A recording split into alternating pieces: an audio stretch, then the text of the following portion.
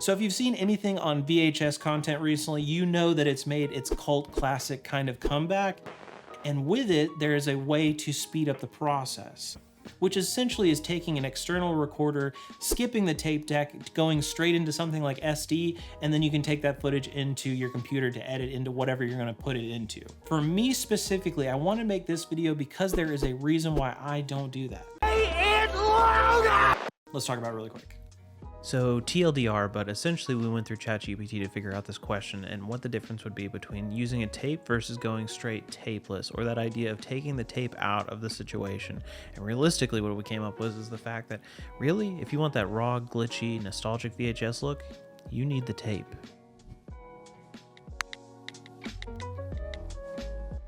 So to give you this idea, I wanted to give you 3 examples that I found that are already up on the channel so you can go back and look at them if you want to.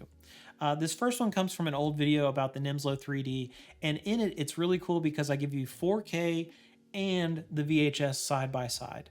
I want to bring up this idea right here that you can see in the highlights on the right side on the VHS footage. Know that that is a camera issue and not a tape issue. I say issue because it's involving the camera specifically. The camera that I used to do this with just doesn't take highlights anymore. It literally clips everything. So you can see all the black lines on the parts of my hand. It's just from the camera itself. Whether I recorded to tape or I skipped the tape and went to the recorder, it's going to do the same thing. So I can't say that that is a cool feature, an artifact, because it's part of the camera. You could get that just by doing it with that same camera. So that is not an argument for tape, or for tape. It would potentially be an argument for tapeless because you're going to see the same thing. But realistically, if we go through the footage here, you can actually see the end here. There it is. So if you saw that, that's something you're not going to get from the tape, or from the tapeless. The flicker and the snow. This is one thing that a lot of people, in my opinion, just skip over, because that right there is a great way to cut from clip to clip. And it really just, the chromatic aberration at the bottom, I mean, the snow, if you came up in this generation, you know about snow. It's been 84 years. So realistically, the noise pattern in a VHS cut is something that I think is part of VHS that you're cutting out.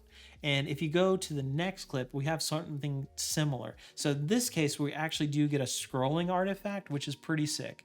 So it's at the beginning of this one, and you can see it here. So that's something that you're not gonna get. That right there is an artifact in the tape. I'm essentially saying that that is a part of the tape that was affected. This particular tape I've had forever, and I just keep re-recording over and over and over again. So the more I do it, the more it deteriorates because it's a physical medium.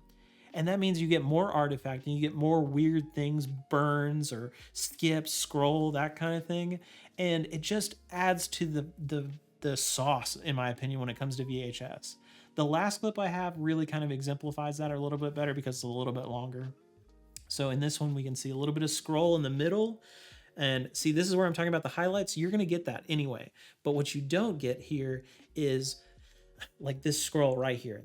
That is an artifact that is coming straight from the tape. If you skip that, you would not get that. You don't get the cut. You don't get the cut to blue screen there at the end. So it scrolls, and then I cut to blue screen, and then on to the next image. And for me, that is all of the reason to use VHS, because essentially by using the tape method and going from tape into a re-recording, that's on the tape. So that's the part of the video that makes it feel like VHS, in my opinion, and it's a part that you're skipping when you use a tapeless method.